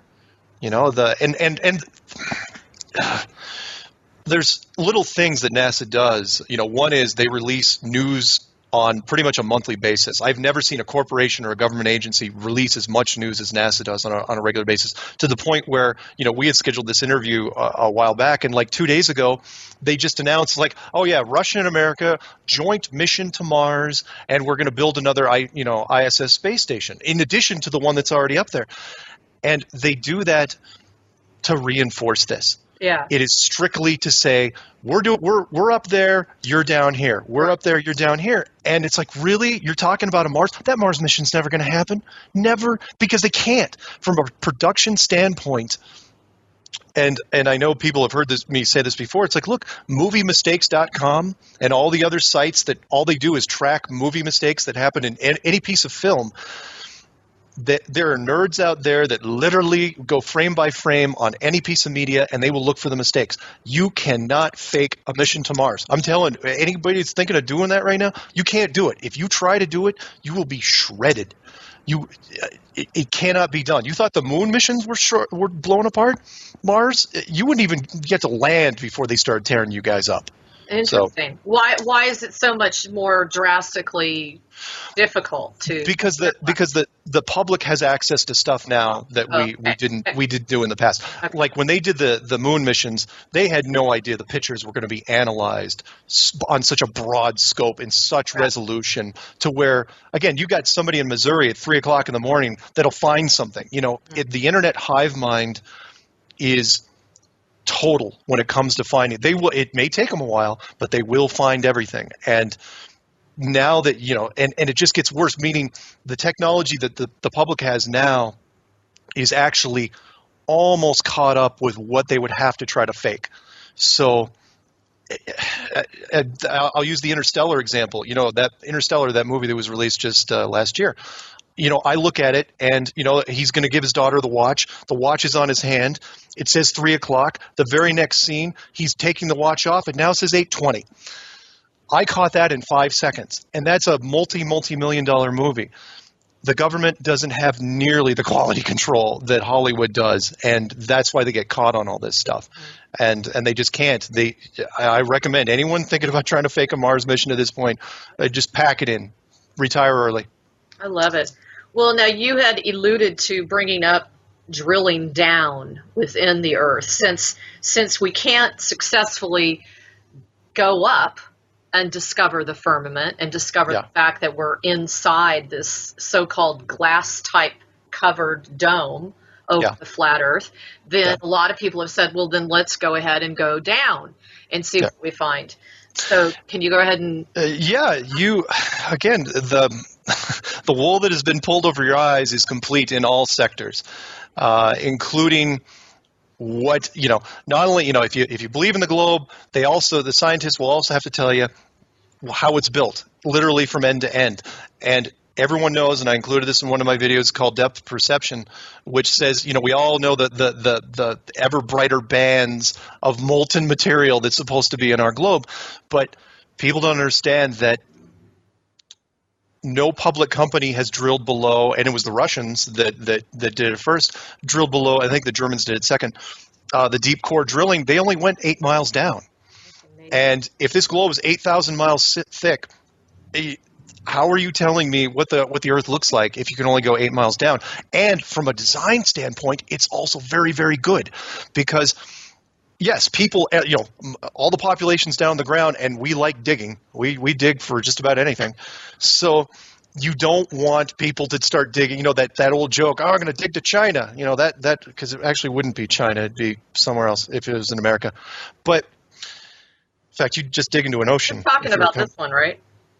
Can you see it? Yeah, and that took years. It took years to do. So when you get down that far to 8 miles, the temperature reaches the point where the drill bits really just start turning into clay, and they can't do anything with it. And so it's like, all right, well, we're done. So at 8 miles, because people ask me, it's like, well, how thick would the model have to be? And it's like, no, not very. Since the general population can't go below 8 miles, you could make it less than 100 miles thick, which is actually really thin compared to the width of it, and you'd still be able to do your things. And people would say, well, what about the natural processes of lava and molten rock and volcanoes? I'm going, you gotta understand that in a system this large, if it is artificial, creating a molten rock system, not that hard to do. Giant blast furnaces, pipes that can pump it through. The only thing you hope for is that people don't, make cities next to volcanoes, which has happened in the past. And it wouldn't be that hard to do. Plus, that system also generates an extra amount of heat, similar to a heated seat in a car.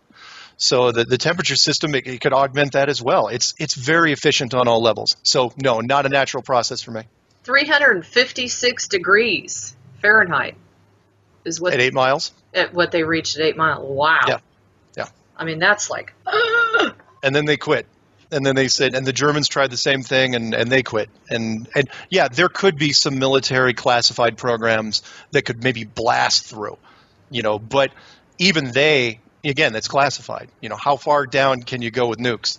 Can just keep, blowing holes down there. You might be able to get down to a certain point, but at that point, you're not going to tell people what's down there anyway. Well, it's interesting that there have been some intel coming out regarding the mining of gold, and some of the people that are coming out of these mines, they're basically saying, I'm never doing this again because it's so incredibly hot. Yeah. They've gotten so deep into the crevices of the earth, supposedly, that they can't handle it. I loved it when you said the car is made out of melted, reformed, polished rock. Yeah. It's one of those things that's lost on people because they forget that we have technology to do some of this stuff right now, and melting rock.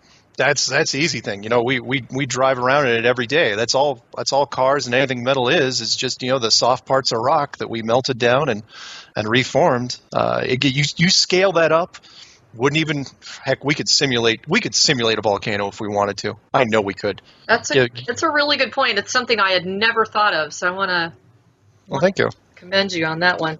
I did that totally sober.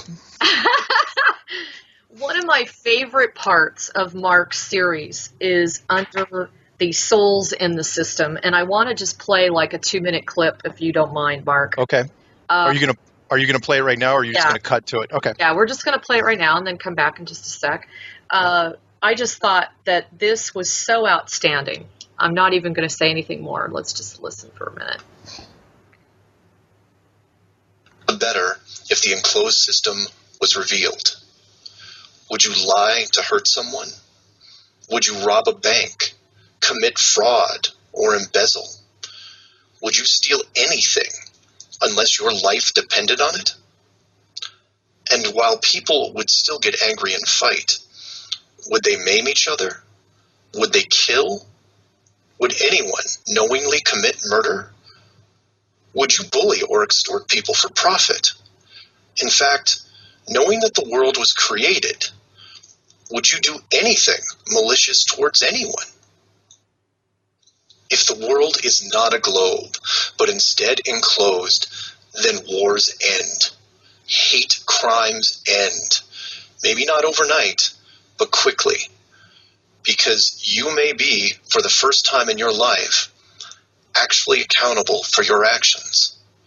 You realize now that you are a very real soul in this enclosed system, and you have a responsibility towards your fellow man, one that can be boiled down into one simple rule: treat others better than you treat yourself.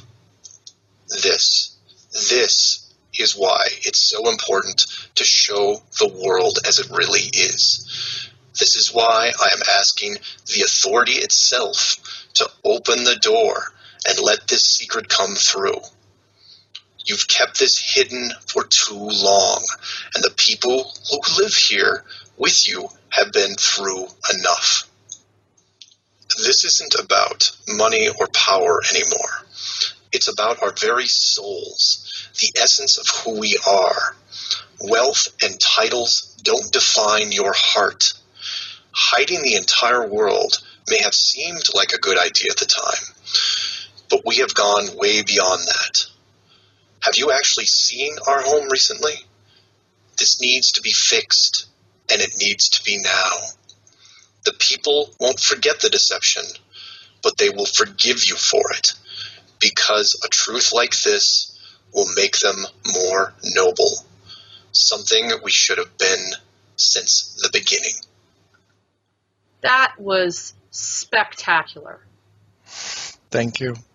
I mean, that must have been one of your moments of spiritual bliss. Seriously. Yeah, it was. I didn't. Beautifully stated. Thank you. Sorry, I'm a little. No, I hadn't actually listened to that one for a little while. It was when I wrote it, when I initially went down that path with talking about the astronauts, I got to a point where I had changed my mind about, I took the positive approach and said, look, this can be something very, very good. This could be something great for us if it's allowed to happen. And I firmly believe that. When I was writing it, I didn't even hesitate. It was like, everything I said just built on itself, and to the point where by the time I got to the end, I absolutely was convinced that everything I was saying was the right thing. Oh, it was beautifully said. And Thank you. seriously, I'm glad that you presented it in such a way where, hey, let's not focus on this being a conspiracy. Let's focus on why this type of information needs to come out. Yeah. And we need to raise our awareness about just it being a possibility, if nothing else. Yeah. And I didn't want, and again, I hate giving messages to the authority directly, but look, this is their chance, and they could turn this world around if they just let it happen. Exactly. And it is one of the few things, again, in the conspiracy world, there's so much negativity and there's so much, darkness, and it's like, what? If this actually happened, especially with the social media, the speed it could get around, I think it'd be such a fantastic shock to the system that everybody would just walk outside and they'd look at each other differently. Yeah, and we'd have peace, and we would be living unified and accepting each other, no matter what we look like, no matter who we are and what we do for a living. That's where we're moving. And that's the coolest part about Mark is I see that spiritual element in him. He's truly been he's been guided and directed to present this information. And this is in no way, shape, or form trying to not acknowledge the work of Eric Dubay, because he has done some phenomenal work. Please check him out as well. His last name is Dubay, who has really done some very tenacious work on presenting the more scientific approach to the flat Earth. If this is really something that interests you as much as it does me. One last thing, because we are getting to the top of the 2-hour mark. Sure. I thought it was really interesting. There was one video out there, Mark, and I'm not sure if you know which one I'm talking about, where it talks about how the rays of the sun, if the sun is so far away, then the rays of the sun would be bent, and they would be different than the way they appear today. And they were basically saying how the sun really is just much more above us, or it's not so much that the sun is setting, it's that it's just getting further away at the horizon. Yeah. And one of the videos was outstanding because it actually showed the all-seeing eye. And I had a big aha when I saw that. What do you think? You mean against the guy that made that particular one? Okay, I will say, look, I subscribe to his channel. I know exactly what you're talking about. The channel's name is My Perspective. The guy's name is Rory Cooper, and I actually talked to him on the phone a couple weeks ago. I'm pretty sure he's down in South Africa, and regardless of what he put out there, so, if there's an image that seems out of place, he does give some very, very interesting takes on the three-dimensional look. Yeah. If you can get your head around it, he doesn't do a narrative. He just uses some text, but he does it from an artistic point of view with a lot of three-dimensional positioning. Yeah. And it is very interesting. Check it out because and I've saved a couple on my machine where he goes into a lot into sun angles and how things should look and things we take for granted, optical illusions which we completely miss, and hopefully I'll talk about it in Clue 12. But again, if you can stay with him, and pause it and rewind it, watch it again. Don't watch it through and say he's totally lost me, because you're not. He's trying to show you something that's literally right in front of you, that what should be, especially when it comes to sun rays and angles, and how on a globe it should like this, and on a flat system it should look like this. He'll go and he'll compare the two. He'll go, look, this is what it should happen if this is what it is, and from the other side, this is what I'm seeing.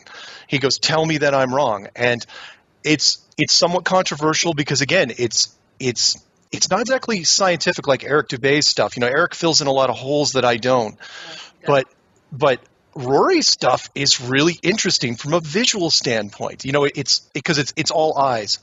So I recommend it totally. Check it out. I don't know if he's got any hidden things in there. I hope not. Rory, if you're listening to this, please don't. But oh my gosh, you're so funny. Well, so one last thing, if somebody wants to come up and say to you, oh, you're ridiculous, the Earth can't be flat because you have to consider the law of similarities and everything is spherical, what would you say? Quick. Okay. Oh, yeah, quick. Sorry. We're out of time. Think of it from this standpoint. If it is an enclosed system, the builders or creators are going to be very, very clever, to the point where I firmly believe at some point they wanted the globe illusion to happen. But it was going to be as a natural process, because if the globe illusion happens, we don't run for the fence. We don't immediately dedicate our entire lives to beating on the fence or the wall or the barrier or the firmament and try to say, hey, who's on the other side of this? If it's a globe, we don't even look for it. But I think as a natural process, I think we were supposed to discover it by ourselves, maybe in the 50s, maybe in the 60s, depending on when we actually got out there. Who knows? If Bird wasn't forced out there, when would he have actually found it? But I think from that point forward, it has been artificial. The globe was supposed to be discovered decades ago, and it was hidden from us. Yeah. So from the spherical point of view, yes, everything in the sky is spherical because that's part of the illusion. We're supposed to think that, because as soon as we build this, everything else becomes spherical. It doesn't become a plane anymore. The sun becomes a sphere. The moon becomes a sphere. All the planets become spheres. Everything becomes a sphere instantly, and it stays that way until somebody else tells us otherwise. Good point. Good point. Well, thank you, Mark.